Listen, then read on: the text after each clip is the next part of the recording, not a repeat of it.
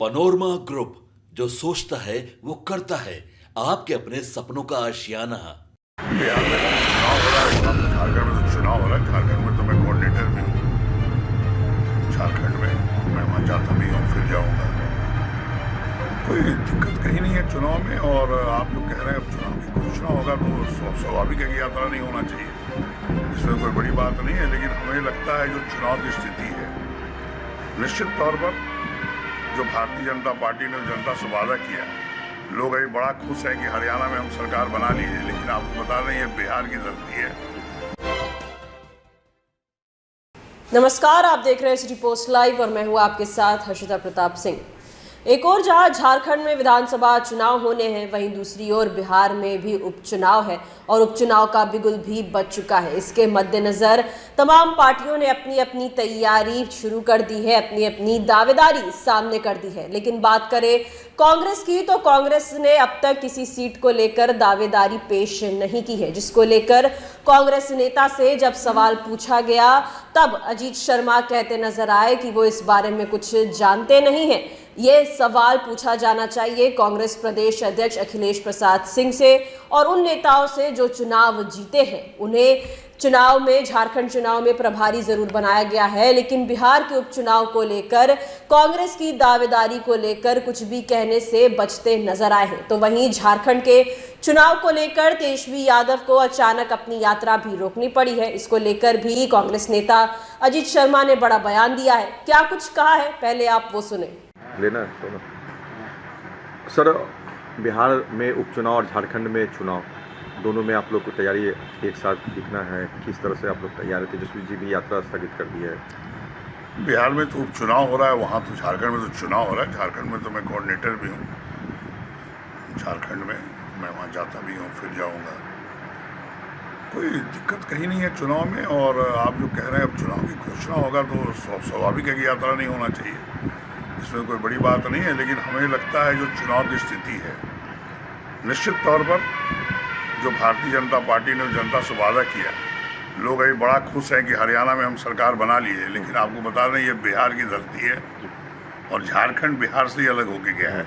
इसलिए इनमें यहाँ पे भारतीय जनता पार्टी कोई दाल नहीं करना है।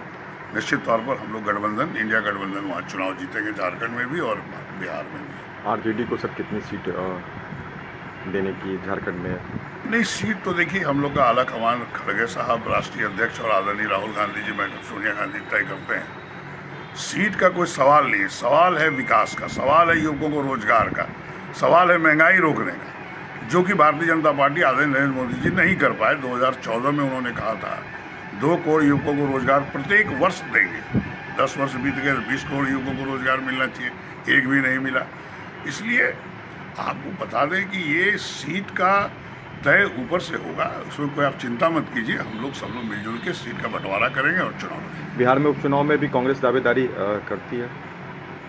नहीं, ये ऐसा है कि जो लोग वहाँ से जीते हैं, सांसद हुए हैं जिस पार्टी के, ऐसे तो वो तय खड़गे साहब और राहुल गांधी जी करेंगे। लेकिन हम इसके बारे में मुझे कोई जानकारी नहीं है। अगर जानकारी लेंगे तो अखिलेश प्रसाद सिंह जी हमारे आदरणीय अध्यक्ष हैं, वो इस पर प्रकाश डाल पाएंगे।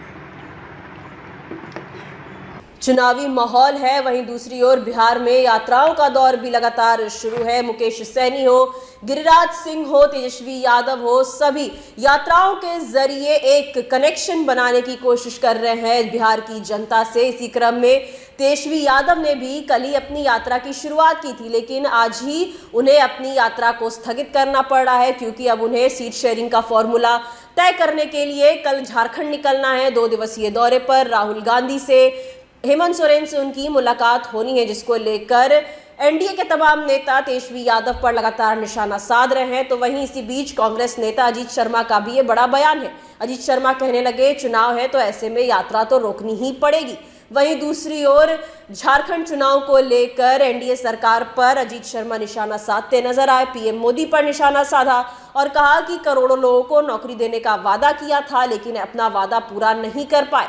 हरियाणा में चुनाव जीतने के बाद ये लोग खुश है, लेकिन बिहार की जो जनता है, झारखंड की जो जनता है, वो इनकी चलने नहीं देगी। और INDIA गठबंधन के जीत का दावा करते नजर आए अजीत शर्मा। तो वहीं जब उनसे सवाल किए गए बिहार के उपचुनाव को लेकर, जब उनसे सवाल किया गया कि क्या कांग्रेस भी कोई दावेदारी करने वाली है बिहार के उपचुनाव को लेकर। इसको लेकर कुछ भी कहने से बचते नजर आए कांग्रेस नेता अजीत शर्मा। वहीं तमाम मुद्दों को लेकर और क्या कुछ कह रहे थे ये हमने आपको सुनाया। फिलहाल इस खबर में इतना ही। आप आगे की खबरों के लिए देखते रहिए SD पोस्ट लाइव। धन्यवाद।